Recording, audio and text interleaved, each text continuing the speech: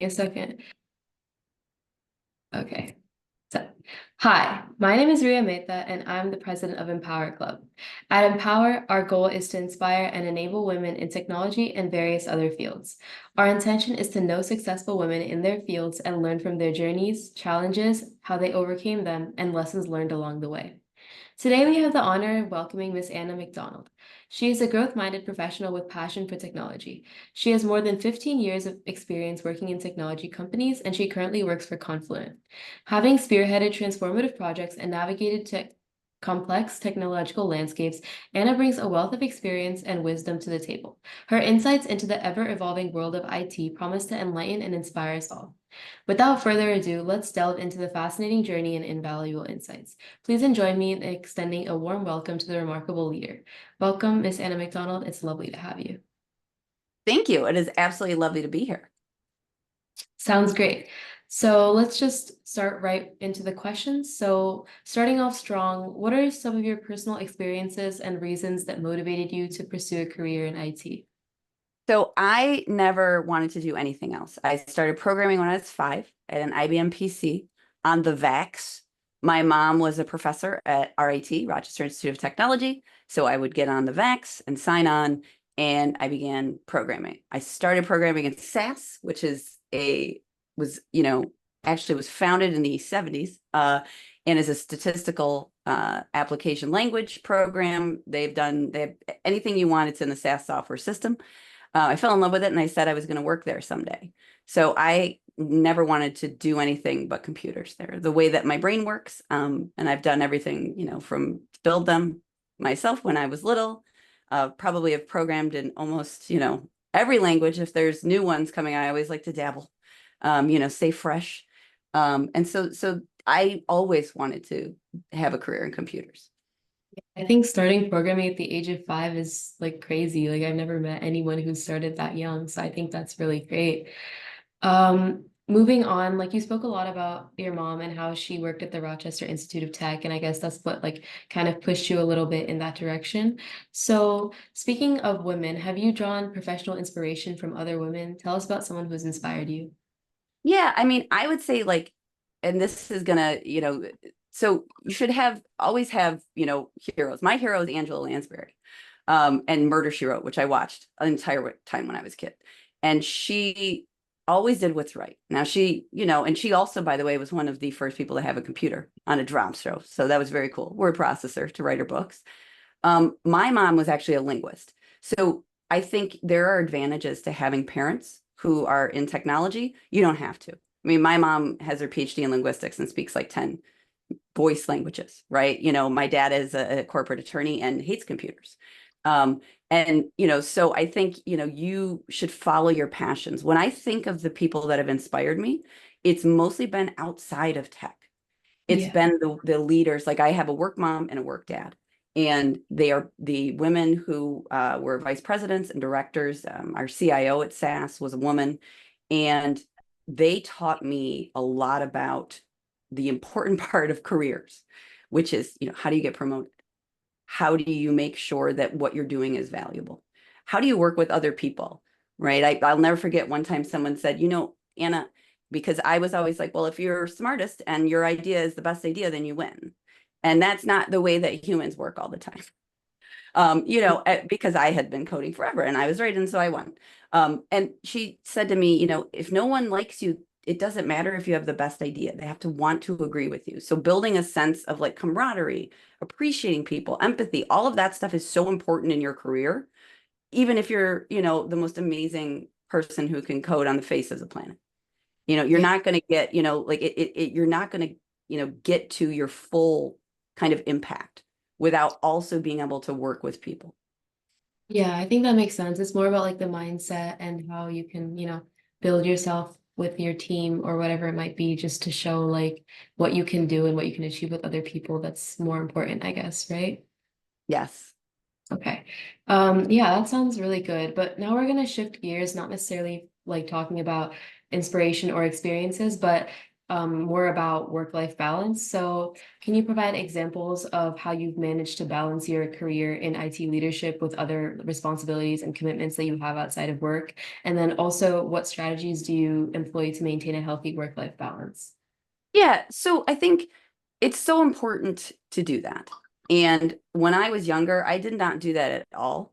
I loved work and I found it was my most fun thing and I loved computers. And so I worked on computers. I hung out with all my Linux friends all the time. It was computers, computers, computers, computers, computers. And then, when you get a little bit older, you have some decisions to make. And it depends, like there's no right answer in terms of where your life takes you. The only answer is for you to feel good, happy, and fulfilled. So now I would say, I take vacation. For example, I have two kids. And a lot of people at Confluent, when I started working there for years and years, they had no idea I had children because my husband, who I did all his homework in college, we were both math majors, he never wanted to work. So when I got this job, I knew I would have to travel. And so I said to Confluent, I need to get a salary. I need to get enough so my husband can quit his job because it was so important for me, for my kids to have consistency. And I said, and they did. And so my husband quit his job and he takes care of the kids full time. And that really helps. Now, do I show up when they have like Apple Day at school? You're darn straight I do. I don't miss those big moments, but you have to find something that works for you. I know tons of people where both people work and they have kids and they make it work. So there's no right answer. I also would say that, I make time to go outside at least once a day. And I know that sounds silly. And there's probably a lot of people on this call who are like, I go outside every day. When you start working, and especially like I've worked from home for years and years and years, even when I worked at SAS, I worked from home. There are days where like, if you get caught up on it, you might not go outside. So even something simple like going outside every day, can be huge. And then take vacations. If you're not at your best at work, you're not doing your best work. So just even like a week, 2 weeks, take a long weekend. I often advise people who are like, I cannot take a week off. Then take a Friday, take the next 3 Fridays off and have a long weekend. So there are ways to structure it where you feel like that. But I can't underscore, if you're not a whole person, then it impacts your work and you're not bringing your best. Yeah, I think it's just about making time for the things that you enjoy, right? At the end of the And day. talk about that before you decide to be with anybody. That's another thing I would say, right? Early on, make sure that, you don't have to have it all figured out, but there are some major themes in life where when you look at a potential partner, if you're Yeah. going the same way, it makes things a lot easier. Yeah, I think communication is always really important in these kind of matters. But yeah, I think that's really great advice. So shifting gears away from like healthy work-life balance, let's talk a little bit about imposter syndrome. So how did you navigate challenges related to imposter syndrome as a female leader, especially in IT, which is a heavily male-dominated industry? And what advice would you give to other women who aspire to have leadership roles in technology? Yeah, I have ADHD up the wazoo. I'm sure anyone who talks to me for like 5 seconds can tell that. So I've never had a problem like speaking up.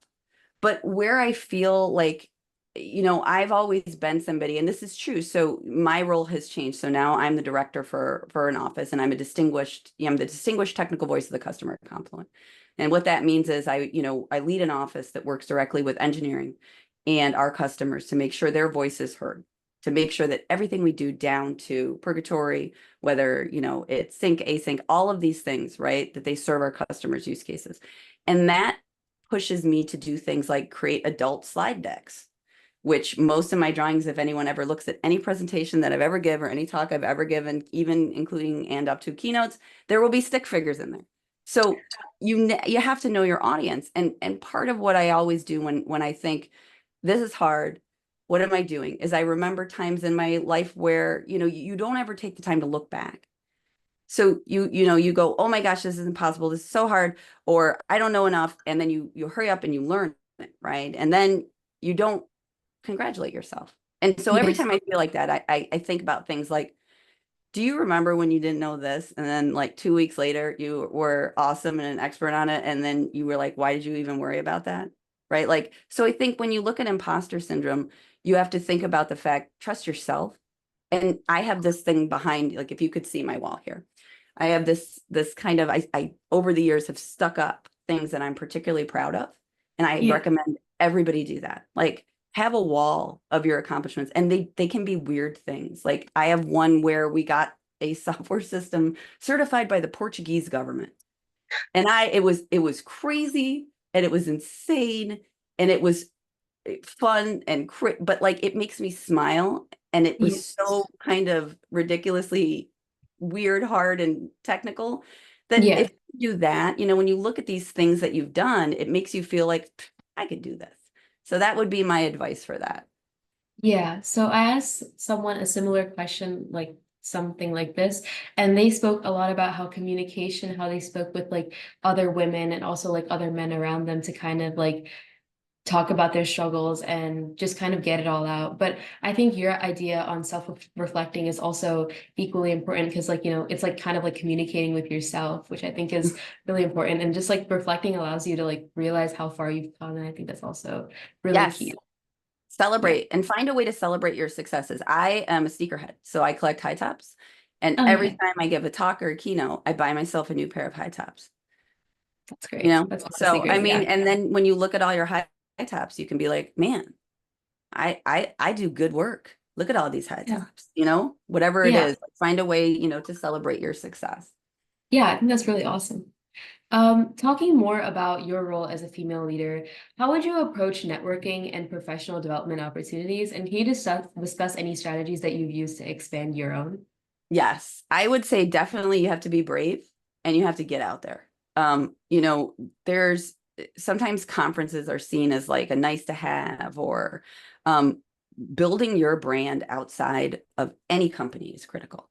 So you don't want to be known as so and so from this company. You want to be an expert. So I do eventing. I was known in the eventing community before I ever worked at Confluent.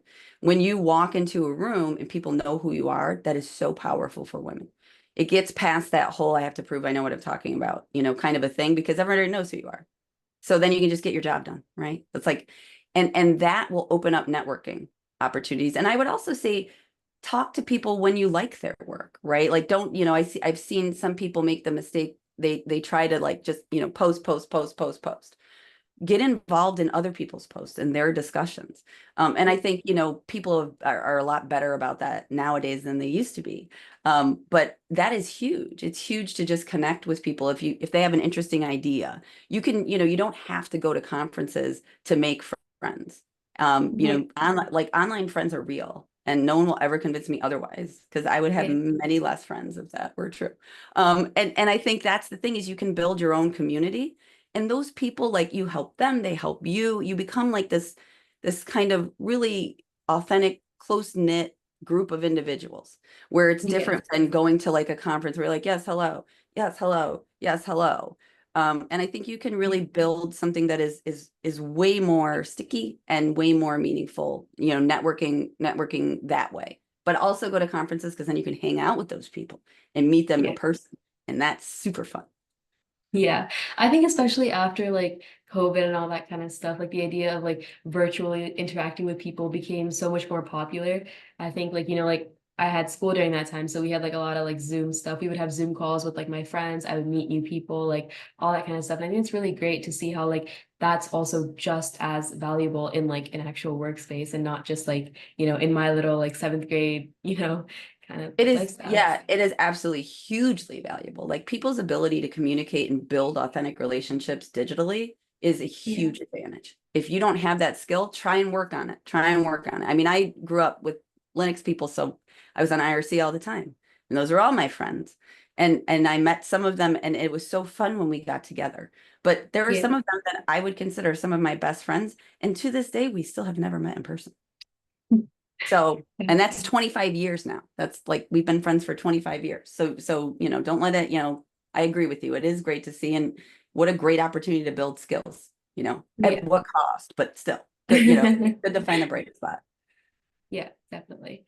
So moving away from your personal experiences, moving more into some generic questions, what do you believe are the biggest challenges that face women today in the technology industry, and what steps do you think need to be taken in order to address them? So I would say, and this is true more so for women.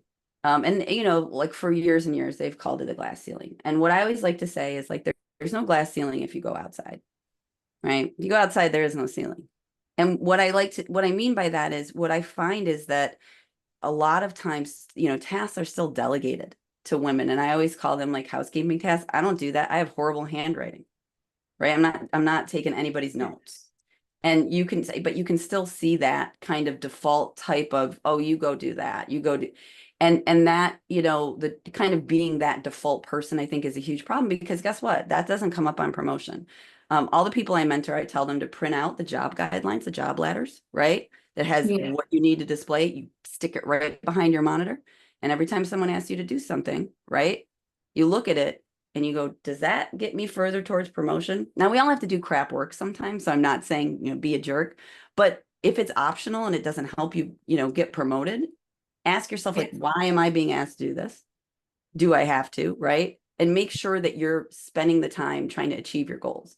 And I think, that is still a big problem that I see, right? And I would also say, like I say, if you hit a ceiling, right, at your company and you feel like I'm doing all this stuff, I'm not getting credit for it, right? And, there goes Kevin again. I mean, that's just to use the name. I'm sure there are many nice Kevins.